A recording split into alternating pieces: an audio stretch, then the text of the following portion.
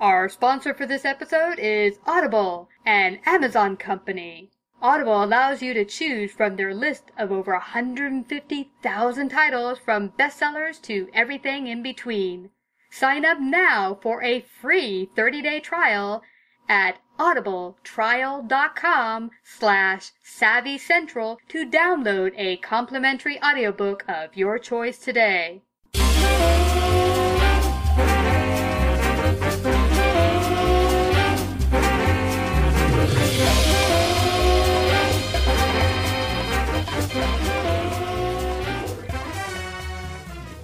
Savvy Central Radio, drawing out the best from their guests with host Christina Nitschmann. Hello everyone, and welcome to Savvy Central Radio. This is your host Christina Nitschmann. Each week on Savvy, we host successful individuals and business owners, inviting them to share their dreams, stories, wisdom, and lessons learned in their field of business. Our guest today is Slavica Bogdanov, a best-selling author, coach, and inspirational speaker. Today, Slavica shares details into her new book, Bankrupt to Wealthy, How I Did It and How You Can Do It Too. She talks about the lessons she learned and how she transformed from bankrupt to wealth in less than 2 years. In this episode, she'll share how to create your blueprint for success and shift your perspective of how you view money and wealth. To find out more about Slavica, visit her website at slavicainc.com. Slavica is spelled S-L-A-V-I-C-A. Hello, Slavica. Welcome to Savvy Central Radio. How are you? I'm good, thank you. Thanks for inviting me on the show. You're welcome. I'm so excited to talk about your new book because I think I mentioned to you during our talk before we decided to interview that we have one of the biggest topics that come up are money and sales. And your new book, From Bankrupt to Wealthy, really touches a lot on that subject of money in particular. And as you might imagine, most of our listeners are women and business owners and sometimes having great difficulty keeping that business running, keeping it being profitable. So, Slavica, you're doing some amazing work in the world with your business. It's thriving. However, this wasn't always the case for you. You had gone from bankrupt to wealthy in a relative short period of time. Yes. And now you've written about your experiences and the lessons you've learned in your new book. Share with our audience a little bit about how this all came about for you. Well, basically, I've been a life coach and I've been developing, success methods for almost a decade now. And on my own path, apart from that, I've been, doing my own success path. So I've been writing books, but at some point I wanted to invest in real estate. So I did invest in real estate. And like many other people, I got caught with the economic drop. And I think there was a lot of mistakes I did myself. I prefer taking full responsibility for what happened. And then I lost it all. So I had to give away everything I worked for about 5 years, which was, I have to say, really, really difficult. It took me a month to take that decision to give away. And, when you work at your own business, saying that you failed or saying that it didn't work out, and it's so hard because you attach yourself so much to that business that you become part of it and it becomes part of you. So that part of my life was very difficult, and that happened in January of 2012. So it's really recent. And after that, I stopped everything for 2 months just to redig into everything I know about wealth, about abundance, about spirituality, and ways to succeed. And I thought, okay, fine. I had this lesson. This happened. Good for me somehow because it brought some good things into my life too. So I thought, where do I go from now? And it took me 2-3 months where I really, I had, it's a big hit.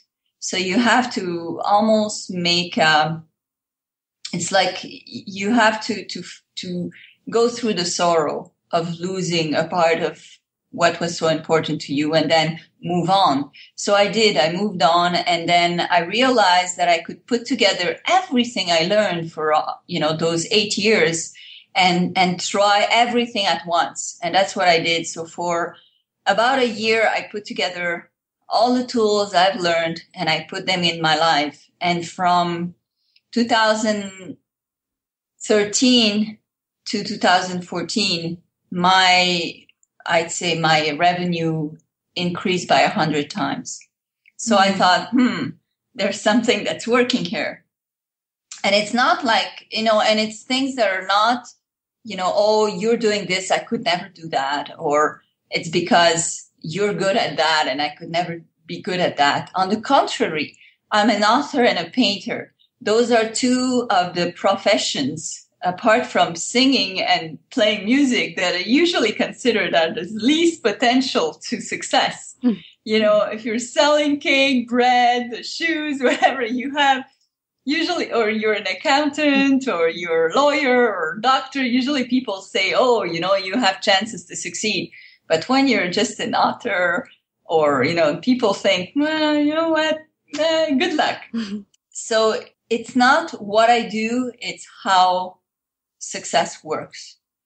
And I discovered now when I saw this rapid growth within a year, I thought, okay, now I think I can really share it.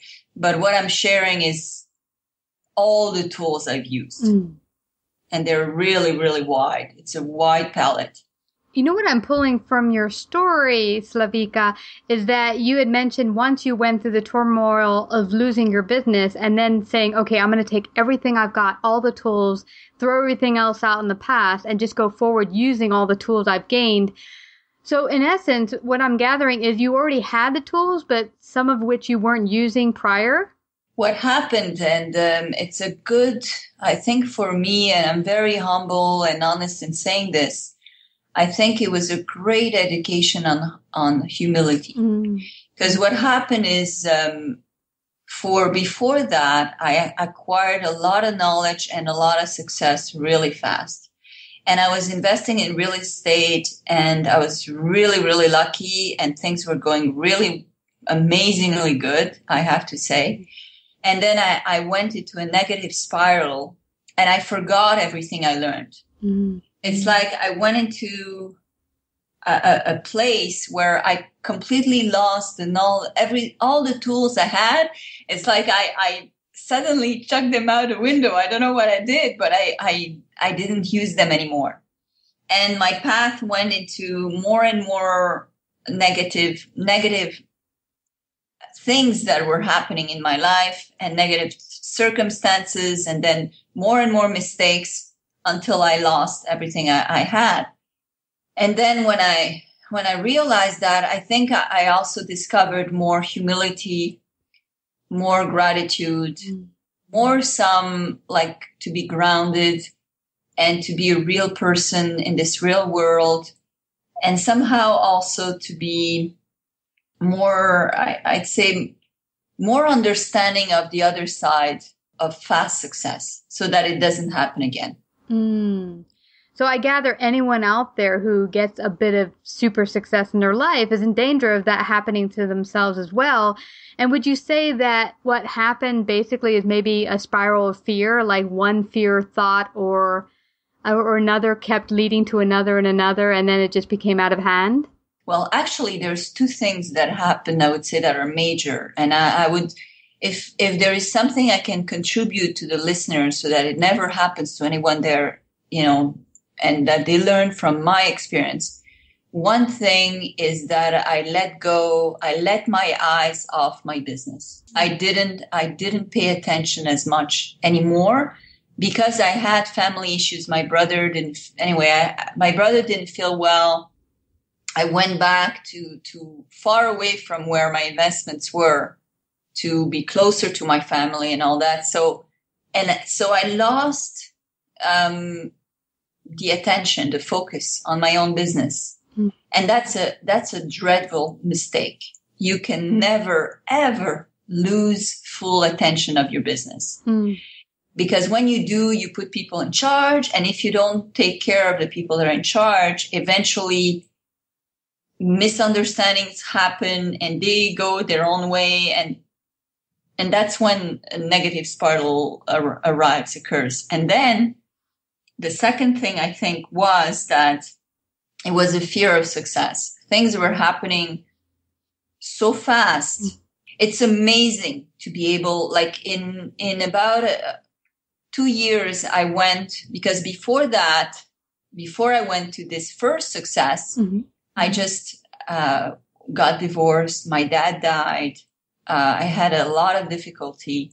My ex-husband left me with a mortgage and debts. He just left. And I took care of all that. And because of all I knew, I grew that. So from being minus, self-worth of under 200,000, I grew it to being a self-worth of a net worth of over 300,000 in about 2 years. So I grew $500,000 in about a couple of years, which is a lot.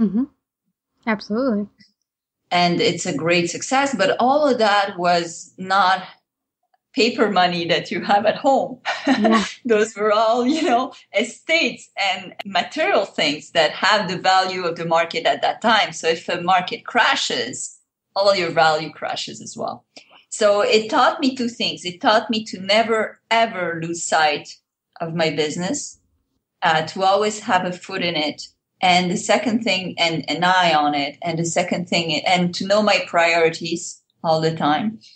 And the second thing is to be humble in the growing, to stay myself when I'm growing, to not feel, oh, now I have it all, so I don't have to be careful as much.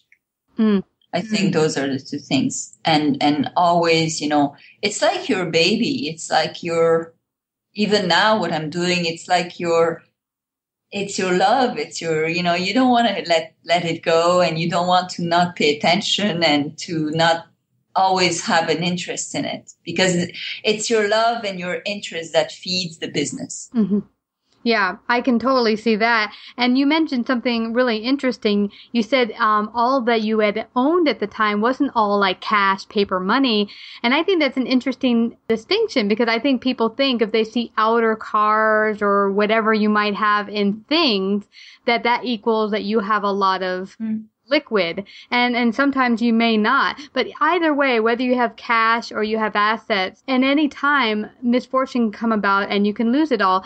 But I think one thing I gained from, I don't know if you've heard of him, David Nagel, is he often says what's important is not the cash you have in your bank or the assets, but that at any time, no matter what, you can generate the cash or funds you need in your life when necessary, that you're able to generate it. Not that you don't have it, but that the important thing is that when necessary, you can generate it.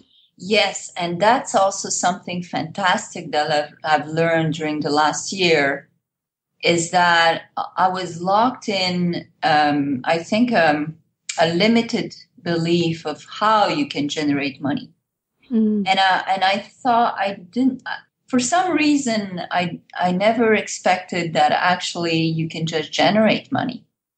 It's silly to think, but I thought, my parents were entrepreneurs, and my dad was a pastry chef, and we had, a pastry, and my mom's a seamstress, so she made dresses. So both of them made money making things and, selling things and whatever. But I never thought that you can make a lot of money quickly without being a crook, or so it was yeah. I think it was an inner belief I had to switch over, to say, oh, you can actually generate money just by doing good things. Wow, that's a concept I never thought of, So it was an inner belief also that I had to change. And and when you say like about wealth, having paper money and all that, like, also what happened is I was building an empire in real estate, but everything was leveraged. And I didn't have the money backup to actually, if I would face the worst case scenario, what would I do? And I never thought that the worst case scenario would actually happen. And it did. So, I had like from 12 tenants I had 11 that just left my buildings and ruined everything I had renovated in them. So it was a big hit. I never prepared for such a disaster, So I think there's always I'm very, very positive, but now I also want to be prepared. Yeah. Just in case. And I think that's very important when you're in business, and even when you grow your business, is to always have that side where you know that you have a cushion just in case. Mm. And also to trust, I didn't trust anymore. It was like, when I started having problems, my brain just got frozen because of the stress. I couldn't think straight anymore. I was just so nervous and angst. And I didn't want to tell anybody because there's so much negativity in saying you have a problem and you need help. So that's another lesson that people can learn of, to just seek help, not be afraid to say, you know what, like other people have gone through the same, even Trump has gone through a big major disaster. So there's nothing wrong in going to people and saying, you know what, can you lend me this amount, or do you know someone? And it could save your business. You never know, before it goes too far. People are waiting till it goes too far because they're scared of the reality, and saying that they have a problem. Yeah. And it's interesting you mentioned when you get fearful, you freeze, because that's exactly, it's like a deer in the headlights. You're like, Exactly. And you just don't do anything. You just sit. Well, I was going through a difficult time last year, not only in my business, but in a number of parts of my life, health-wise and otherwise. You put the blinders on, and all of a sudden it's like, and I'm like, yeah, and I'm saying to myself, and I'm saying out loud, everything's fine, everything's going to work out. And here's the trick to it, Slavica, I think, is that you want to stay positive, but you also want to tell the truth on what's really going on in your environment right here, right now. And I want to share this with people that is very, very important. And it's in my book, Bankrupt to Wealthy, but I think that's going to, hopefully in light, turn the light on for some people, is that there is something that happens in the brain, and it's very important to understand that. Our brain was created, tens of thousands years ago. Not a century ago, since we've started really being aware of everything we can do with our brain. It's been created thousands of years ago when we were still cavemen. Okay. And we have to understand that those tens of thousands of years of brain training are for our own safety and for our own security and for our own well-being, have been what is actually blocking us today.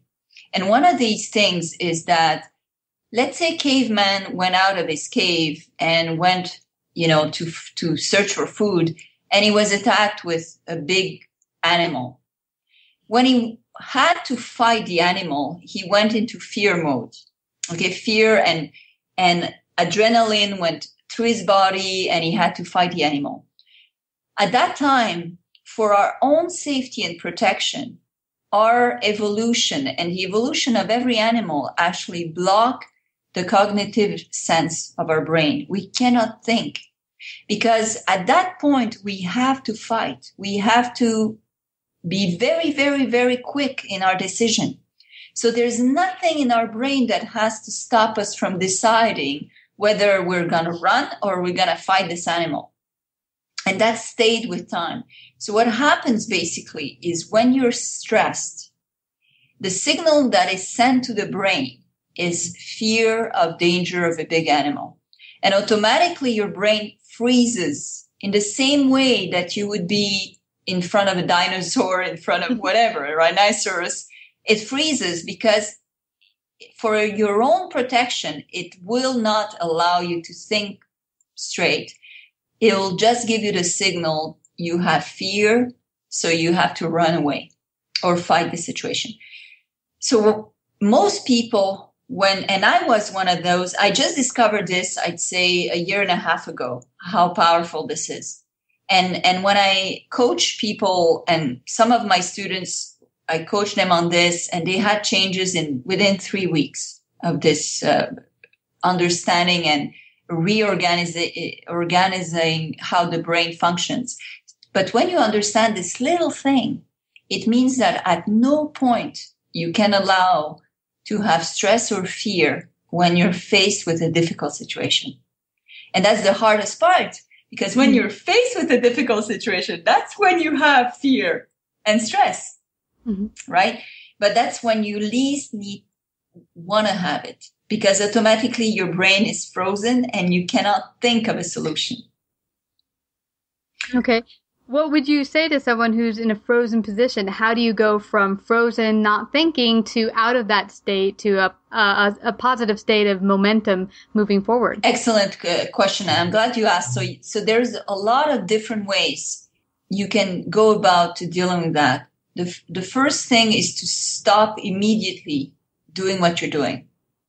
I know it's counterintuitive, because you want to fight the situation, you want to you want to run and do so many things to try to, but it's counterintuitive to just say stop.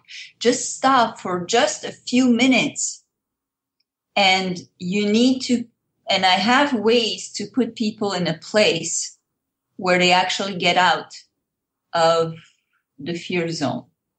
I bring them to another place in their mind. And I talk about that in the book, where you can actually get into another zone where your brain actually relaxes. And when your brain, it's the little, the very simple example is, let's say you're very rushed to go to a last meeting and you're running around, going to the meeting, and you lost your keys to the car. And you're freaking out because that's the meeting of your life and you absolutely have to be on time, and you're already running late and the keys are nowhere to be found. And it's been 15 minutes you've been running, and now you're just overwhelmed with stress. And at some point you just know you passed the limit. You just know that it's too late. It's finished. So what do? You sit down and you say, you know what? And all the stress goes away because you let go. You're like, you know what? It's done. I lost it anyway. And then what do you see? You see the keys are right there. Wow. Yep. It happens so many times, right? Yep. I've had that happen to me. Absolutely. Or you just remember, oh man, the keys are in my jacket that I had 3 days ago or whatever. Yep. Suddenly you remember. Why? Because you unjammed your brain. The stress is no longer there to block it, right? So when and that's what I'm teaching now, and it's so powerful, Christina. It's unreal when you learn to just, at the worst possible moment, when you're thinking, oh my God, I don't know what I'm going to do, to say, no, you know what? This is now when I need to do meditation. I need to do emotional freedom techniques. I need to go walk for 15 minutes outside. I need to play with my dog. I need to chat with a friend on the phone about something totally different. I need to use gratitude and thank the universe for everything I have in my life. I need to completely switch off from what the problem is. And suddenly that's when you get all the creative ideas. Wow. That is so telling. I love seeing, I have a lot of faith, but at the same time, I'm a very pragmatic person. And that's why I studied the brain. Because I thought, okay, this is great. God is amazing. But then can you please show me why? What happens, in our humanity that makes it so wow. And I realized that our perception is very, very limited. Our eyes can only see a very limited amount of everything that's going on. Our subconscious mind can see everything, but not our conscious mind. So, and on top of it, if you're stressed, you're blocking completely your capacity to think. So, but the answers are all within. And when you let go, as you say, when you finally surrender, what happens is if let's say you compare it to your computer. Mm-hmm. And you're trying to find, a program that you used to run and that really solves issues. So you're opening programs one after the other in your computer. And after a moment, your computer says, computer overload, please shut down some folders, files, because we can't run anymore. So you say, oh, that's true. You know what? I'm going to shut everything off because I don't know where it is anyway. And then the big machine can run in the background. And that's what happens in the brain. You let that big machine that's always trying to figure out your answers run in the background. And when you let go, when you do that surrender, mm-hmm. and it's the learning. I think people need to practice the learning of surrendering. It's very difficult. It's like trusting that someone is in your back and you're just dropping and somebody will catch you. Mm-hmm. That surrendering is very difficult to learn, but once you do, it liberates all that energy in your brain as well. It's not only the God power, it's also the human power. It works both ways. It's amazing. And what happens also is that gratitude, positive energy, all of that sends endorphins to the brain. And endorphin is a happy hormone. And what happy hormones do, they actually it's like oiling a mechanism. They actually make the brain work faster to get answers. Yeah. Totally makes sense. Because I've noticed that when I'm in a happy spot or a positive state of mind, that answers come to me much more quickly than if I'm stressed and anxious or angry, then answers shut down. Mm-hmm. Mm-hmm. Yeah. So, Slavica, what would you say are some of the biggest misconceptions you've found that people have around money and wealth? Well, I had some of them. I'm sure I have too.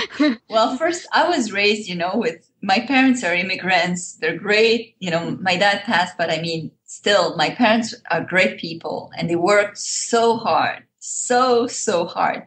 So they taught me two things. You have to work really hard when you want money. It was not very positive, by the way, saying, you have to, and you won't be with your family a lot when you're earning money because they were working so hard. They never really were there for us. So those were two negative messages that I received when I was a kid is money is very hard to get. You have to work really hard to get it. And when you do, you'll never have fun. You're only going to work because my parents only worked all the time. So but they gave me a couple of very positive messages is when you do work hard, you can achieve absolutely anything you want. And they did, and also to have that courage and the faith of changing countries and starting over and over again gave me the courage of saying, you know what, if my parents with two kids were able to change countries over and over, it's not, and have that courage that we so often lack when we're so much into so much abundance, when they didn't have that much. It's like, okay, I think that's a good positive thing. But the negativity, I think, and I'm still getting it, like I have I'm doing a lot of coaching in France and I have 3 best-selling books in France. And what I see from the negative, I guess, messages or the misconception people have is you're allowed to have or make money if you do such and such a business, but not in other businesses. And I don't understand that. It's like if you are pastry chef and you're doing the best pastries in the world, then you're allowed to make huge tons of money. But if you're a speaker or a singer and you encourage people, and then you shouldn't be wealthy. And it's like, no, wealth is for everybody, whatever you do. The other misconception is because of the way we were raised is that if you're into mathematics and physics and biology and all those things, very rational kind of learnings, then you're okay making money. But if you're in the arts, there's no money in the arts. You should get away from the arts, which is again not true. Mm-hmm. And then the other misconception is people, and I love explaining this because a lot of people I coach, when I tell them how much you want to earn, and they say, well, I don't know how. And I'm saying, okay, forget about the how. Just tell me how much you want to earn or have. And they're like, yeah, but how am I going to get there? And I say, okay, here is the concept. You have a Martian that's coming from planet Mars on Earth, and you pass him on the street, and he says, can you please tell me how to get there? And you say, where are you going? And the Martian says, no. Tell me how I'm going to get there.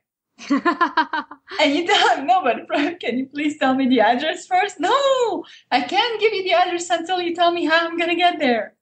It's a crazy discussion. It just cannot happen.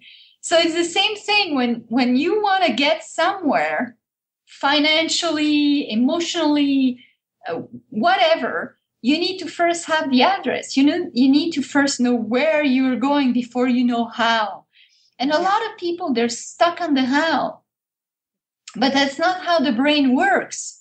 The brain cannot give you the how until you know where. So that's I think the biggest misconception is that people think that you absolutely have to know the plan, have the roadmap, and then you can decide where you're going. But what map are you going to use? Are you in Australia, or are you in France? Are you in the United States? What map? So the brain is very incredible because I think we build all our tools that we use based upon the brain.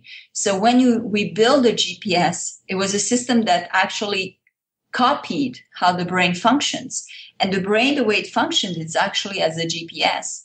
If you give it where you are right now financially, you open all your accounts, you put it all down on paper, you count everything, you say, oh my God, I'm minus whatever, it doesn't matter. You just write it all down and you say, but I want to go here. I want to have this much. I want to earn this much. Then the brain goes, oh, finally, I have a point of going and a point of reaching. I can make a GPS track, a route, and I can tell you how to get there. And then suddenly you start having these creative ideas. And the other thing is that the brain is much better than a computer. A computer, the way it works is that, you buy one, it has a software, everything is there. But a brain always learns every microsecond. So even the people listening now, they're not the same as they were when they started listening. There's somebody else because the brain already changed. It already computed everything. It took everything in and started working on it and find new hows. So your hows are always going to transform. They're always going to become better because you're always going to learn. And in the process of learning, you create new hows. So I think the biggest misconception is that you have to be completely 100% ready and having all the maps and everything before you start. And that's not true. Yeah. Wow. I love that analogy of the GPS and that the questioning of the how, because I even find myself often whenever I want to do anything, okay, how am I going to complete this mission? And then I'm stuck, that I'm just stuck right there. I can't go any further.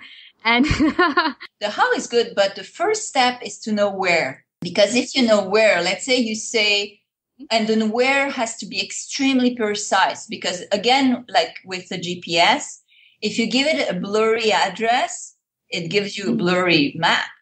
And it might even give you the wrong map because it might confuse one address with another if you just give it, a location that has many different similar locations in the world. If you just give it a city name, it might give you Paris, it might give you Paris, Texas, Paris, France. You might be lost in all those. So you need to be precise. But when you're very precise, then you're okay. You have your destination. Then you can ask the how. Then you can ask, okay, my big brain that is so amazingly intelligent. Now I gave you the destination. Now let's work on the how. And there's ways to get the creative juices flowing in your brain to get the hows. So the how, the destination would in essence be your desire, where in essence you want to go, the direction. Exactly. Yeah. Perfect example. Like I came here to Florida in when I was in the midst of the desolation, right? When I just went bankrupt, I went to visit my mom because she wasn't feeling good. And then I came back to Montreal, and that was like a year later. So it was in 2012. And I took a couple of weeks where I drove to Florida. And when I arrived to Florida, I thought, oh my God, I feel at home here. That's where I want to be. And the feeling was so pure and so aligned. And I thought, oh my God, this is finally where I want to be. I want to be. And I've been searching for a long time to where I really want to live. And I thought, okay, so it's here. But then how I was going to get here, I didn't know. I didn't have money. I had, clients in coaching, but that wasn't enough to say I was going to move. I had a lot of books on, selling, but no major bestsellers to say, I'm a bestseller. So I didn't have anything to really, leave everything I had and just come down here. But I trusted the universe, and I said, you know what? I know my destination is here. So I know this is the where, and then I'll trust the how. Another wonderful analogy. Wow, it's been so awesome having this chat with you, Slavica. It's been so enlightening. I'm sure everyone listening in has gained a lot from your chat and your wisdom and your knowledge. And please tell everyone where they can get your book and find out more about you if they want to, get in contact with you, work with you. Thank you so much. Well, if they do, and it's been great to be with you, really. I hope we have more chats together because it's fun and there's so much more to say. Yes, well, they can go to bankrupttowealthy.com and they'll find a lot of information there. They can even soon, well, actually, yeah, they will be able to get their info in and get into a free webinar about money where I give even more information for free. So that's going to be fun. And the book is going to be soon out for sale, and a lot of very exciting news about that book, actually. So I'll tell you, Christina, so you can tell your listeners in the future. Yeah. And if ever some of your listeners are in the Boca Raton surroundings in South Florida, I'm also opening a gallery in South Florida in Boca Raton. So if you go to Bankrupt to Wealthy, you will get also access to the website to my gallery. And I wish everybody listening to have hopes, see opportunities, always have your eyes open, never, ever lose faith. Always keep the spirit that God is with you. And abundance is everywhere. So don't close your eyes to it. And God never abandons you. You're the one abandoning God. So always be one and you'll see. And always be grateful and generous. There's never any lack. It exists only in your mind. Girl, you did one wonderful tidbit after another. Thank you so much. That is awesome. Well, thank you, Christina. I really, really appreciate it. And maybe next time we'll talk about my amazing non-for-profit that I'm going to open soon. And hopefully that's going to inspire even more people.